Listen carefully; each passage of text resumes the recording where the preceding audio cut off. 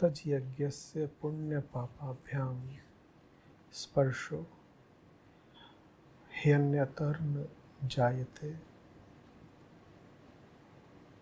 न ह्याकाशस्य धूमेन दृश्यमानापि संगति। लगता तो है ऐसा जैसे धुएं से आकाश धूमिल हो गया है, परंतु वास्तव में धुआं उसे स्पर्श करता नहीं है। इसी तरीके से जो मुक्त पुरुष है, तत्वज्ञ है, वो बाहर पुण्य से और पाप से संपृक्त होता दिखता हुआ भी भीतर पाप और पुण्य दोनों से सर्वथा अनछुआ रहता है।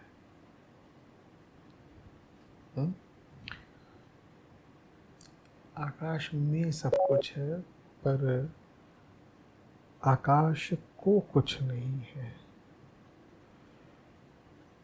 आकाश को कुछ नहीं होता, आकाश संबंधित किसी से नहीं है।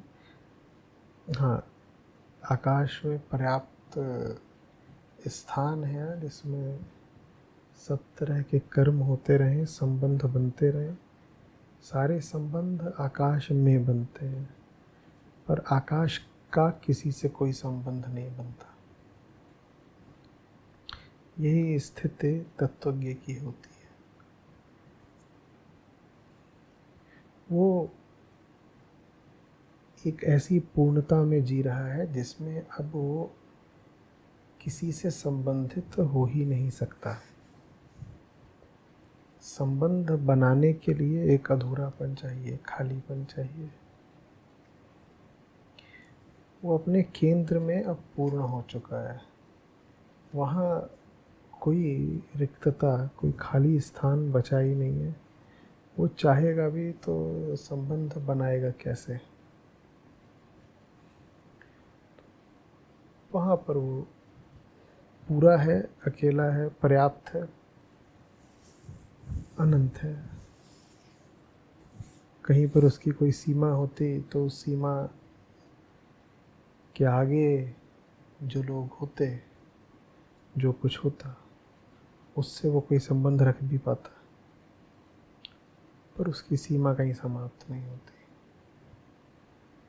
भीतर कहीं उसको ये भाव ही नहीं बचा कि मुझ में कोई कमी है, कोई अपूर्णता है, उसको कहीं से संबंध बनाकर पूरा करना है।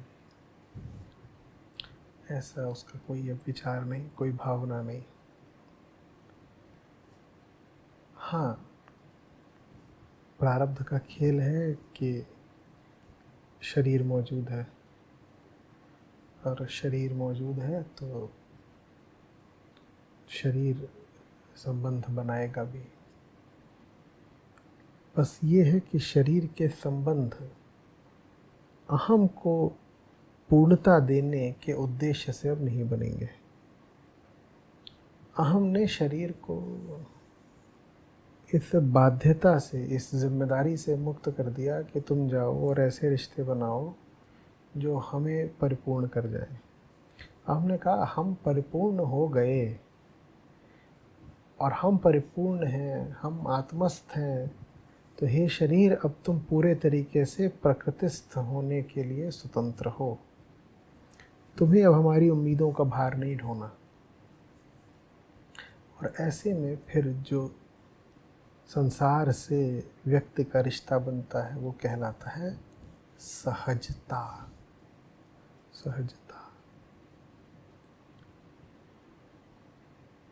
ऐसे रिश्ते की पहचान क्या है? कैसे पहचानने कि रिश्ता सहज है या असहज है? जब संबंध इसलिए न बनाया जा रहा हो कि संबंध के माध्यम से तृप्ति मिल जाएगी, तब जान लेना कि रिश्ता सहज है। जब संबंध से ये अपेक्षा ना हो कि संबंध ही तृप्ति दे जाएगा, तो जान लेना कि रिश्ता सहज है। जब संबंध अपने आप में ही अंत बन जाए तब जान लेना कि रिश्ता असहज है, क्योंकि जिससे संबंध बना रहे हो वो है तो प्रकृति की एक छोटी सी चीज़। वो कैसे आपको मुक्त तक ले जा सकती है। मुक्त पुरुष कहता है हमें अब संसार से ये अपेक्षा रही ही नहीं कि वो हमें आत्मा तक ले जा पाएगा। हम आत्मस्थ हो चुके हैं। संसार से हमें जो भी खेल करना था कर चुके हैं।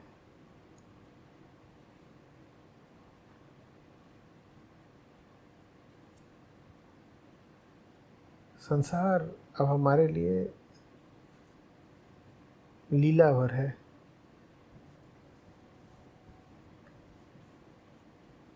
अब हम हल्का होकर जी सकते हैं।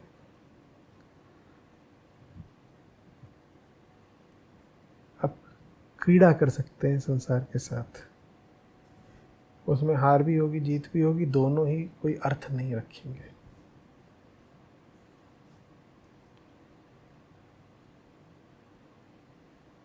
कोई संसारी देखेगा ऐसे ज्ञानी को तो कहेगा अरे ये तो अभी भी पाप पुण्य में उद्यत हो रहे हैं। ज्ञानी कहेगा जो सबसे बड़ा पुण्य था वो हम कर चुके हैं। सबसे बड़ा पुण्य होता है मन को निर्मल कर देना, मन को आत्मस्थ कर देना। वो हमने कर दिया। अब हमें किसी और पुण्य की ज़रूरत नहीं। और जब किसी और पुण्य की ज़रूरत नहीं तो न पुण्य बड़ी भारी चीज़ रह जाता है, न पाप बहुत बड़ा खतरा रह जाता है। पाप पुण्य उनके लिए होते हैं जो खुद को मानते हो अधूरा। जो सबसे बड़ा पुण्य था हमने कर दिया। जो एकमात्र पाप होता है उसको हमने धो दिया। अब हम छोटी छोटी चीज़ों को क्या बोलेंगे कि पुण्य है कि पाप है। तो जगत के साथ हमारा एक सहज रिश्ता रहता है। जैसे कोई किसी बच्चे के साथ खेल रहा हो, बच्चे के साथ खेलते हुए शोर धमाल हो जाता है। कभी आप बच्चे को खेल में यूं ही नाटक करते हुए एक मुक्का जमा देते हैं, तो कभी बच्चा अपनी पूरी जान से आपको 4-5 मुक्के लगा देता है।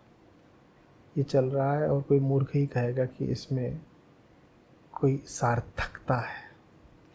ये बस एक निरर्थक क्रीड़ा है और सुंदर है क्योंकि निरर्थक है, निस्वार्थ है क्योंकि निरर्थक है, शुभ है क्योंकि निरर्थक निस्वार्थ है। तो कोई भ्रम में न रह जाए। धूमिल आसमान को देखकर ही न सोच ले कि आसमान ही गंदा हो गया। धुआं छाया हुआ है, आसमान साफ ही रहेगा। बादल छाए हुए हैं, आकाश निरभ्र ही रहेगा।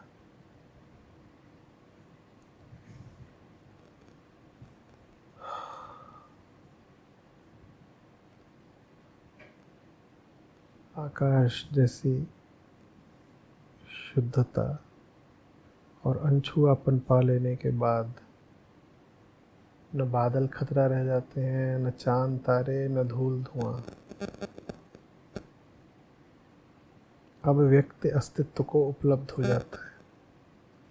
अब व्यक्ति अस्तित्व को अनुभव कर सकता है।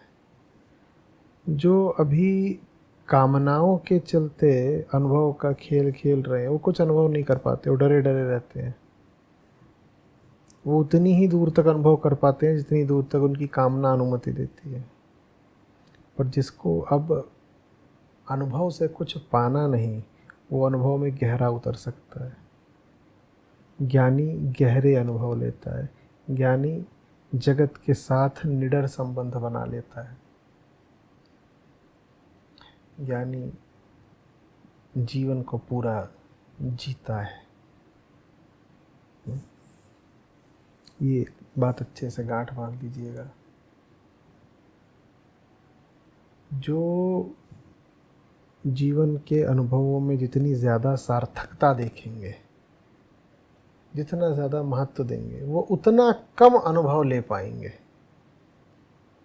और जो जान गया है कि जीवन के सब अनुभव बस खिलवाड़ मात्र हैं, उनमें कोई बड़ा प्रयोजन नहीं, कोई बड़ा महत्व नहीं, वो सब अनुभवों को उपलब्ध हो जाता है। अब वो डरता नहीं, हिचकता नहीं।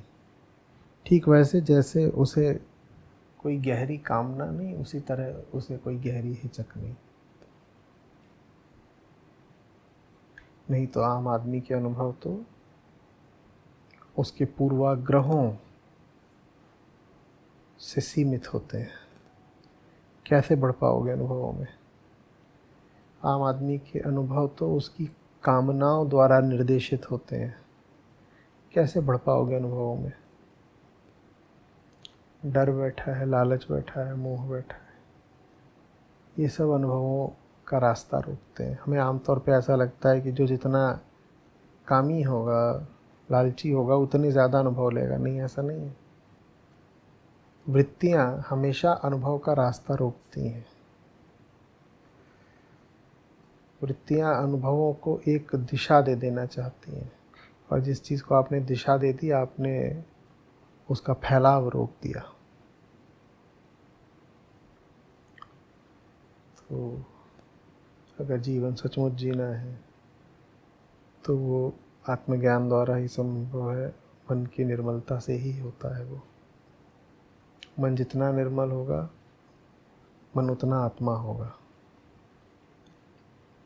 मन जितना आत्मा होगा, प्रकृति आपके लिए उतना कम महत्वपूर्ण हो जाएगी।